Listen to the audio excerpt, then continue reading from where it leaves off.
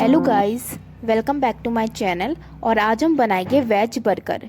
बिल्कुल क्रिस्पी और क्रंची आलू की टिक्की बनाएंगे। आप फिर इस रेसिपी को घर पर ही बनाना स्टार्ट कर देंगे, यह मेरी गारंटी है। पहले आप आवाज़ सुनिए। सुनिए आपने कितनी क्रिस्पी और क्रंची हमारी आलू की टिक्की है। और मैं आपको हरी चटनी भी बनाना सिखाऊंगी, तो आपको हर चीज़ मैं बताऊंगी और इसके साथ टिप्स एंड ट्रिक्स भी बताऊंगी, जिससे आपका बर्गर एकदम क्रिस्पी बनेगा। इसके लिए आपको मेरी वीडियो एंड तक ज़रूर देखना है और आपको इस वीडियो को लाइक, शेयर और सब्सक्राइब करना है। चलिए अब हम बनाते हैं। पहले हमें हरी चटनी के लिए हमें मिर्च लेनी है, टमाटर लेना है और एक अदरक लेना है। तो यहाँ पर हमने आलू उबलने के लिए रख दिए हैं और ये उबलते हैं, इतने हम हरी चटनी बनाते हैं। तो हमने हरी चटनी का पेस्ट बना लिया है। वो जो तीनों चीज़ थी उसको हमें ग्राइंड कर देना है और देख सकते हैं ऐसी ही कंसिस्टेंसी हमारी होनी चाहिए हरी चटनी की। और अगर आपको लगता है कि थोड़ा पानी मिलाना चाहिए तो आप मिला सकते। तो हमारी हरी धनिया की जो चटनी है वो तैयार हो चुकी है और आप भी देखिए कितनी अच्छी बनी है। अब हमने 1 किलो आलू को उबाल लिया है। अब इसको हम छील लेते हैं। तो यहाँ पर हमने छीलेंगे, उसके बाद हम इसको थोड़ा ठंडा होने के लिए रख देंगे। अब ये ठंडा हो चुके आलू, अब हम इसको करेंगे कद्दूकस। तो यहाँ पर हम कद्दूकस कर लेते हैं। उसके बाद जब ये कद्दूकस हो जाएगा तो अब हम इसमें अरारोट डाल देंगे। तो यहाँ पर हो चुका है।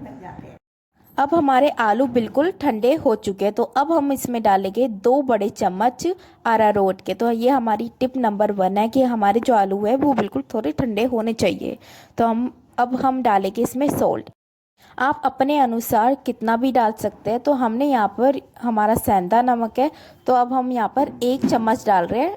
आपकी मर्जी, आप कितना भी डाल सकते हैं। फिर उसके बाद हमने धनिया के पत्ते डाल देने। तो यहाँ पर हमें डाल दिया है। फिर इसके बाद हमें अच्छे से मिक्स करना है। तो देखिए हम कैसे मिक्स कर रहे हैं।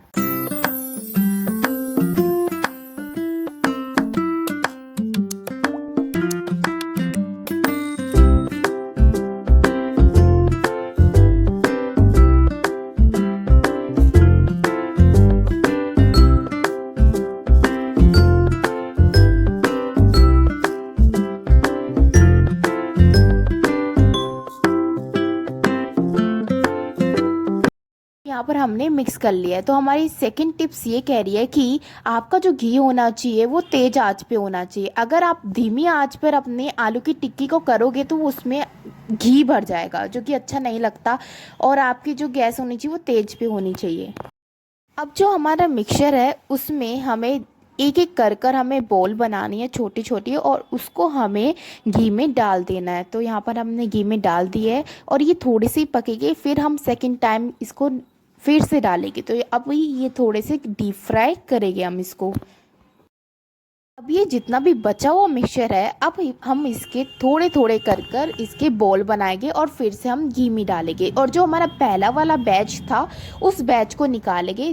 वो तब तक थोड़ा ठंडा हो जाएगा और इसी वजह से हमारी जो आलू की टिक्की है वो क्रिस्पी बनेगी।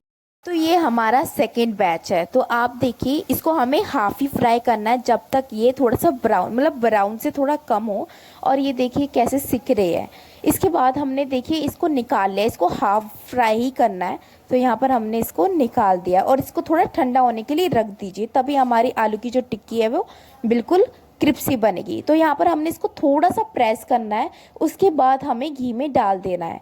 तो देखिए आप, अब हमारे जितने भी ये हमने बॉल्स बनाई है इनको ऐसे ही प्रोसेस कर कर हमें थोड़ा सा प्रेस कर कर इसको हमें घी में डाल देना है और उसको अब हमें डीप फ्राई करना है। तो ऐसे ही आपकी जो सारी आलू की जो टिक्की है वो बिल्कुल क्रिस्पी और क्रंची बनेगी। तो आप देखिए यहाँ पर हमने जितनी भी थी ऐसे ही प्रोसेस कर कर इसको हमने घी में डाल दिया है। इसको फिर धीरे धीरे कर कर हमें इसको उलटना है। तो यहाँ पर हमने जितने भी टमाटर थे और प्याज थे उनको हमने स्लाइस कर कर इसको हमने रख दिया है।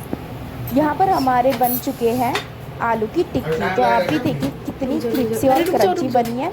और आप भी इसको घर पे ज़रूर ट्राई करें और आपके जितने भी फैमिली मेम्बर हैं उनको ये ज़रूर पसंद आएगी और आप भी इसको घर पे बनाना स्टार्ट कर देंगे। तो ये अब जो बचे हुए हैं उनको भी हम ऐसे कर कर इनकी भी हम टिक्की बना देंगे। तो यहाँ पर हमने रेड चिली सॉस हमने बाहर से मंगवा ली थी। तो आप कोई सा यूज़ कर सकते हैं, मैं तो यही यूज़ करती हूँ बाहर की रेड चिली। तो देखिए हमारे बन चुके हैं यहाँ पर और तैयार हो चुके हैं हमारी आलू की टिक्की। अब हम तैयार करते हैं बर्गर बन्स। तो आप ये अवेलेबल होते हैं मार्केट में।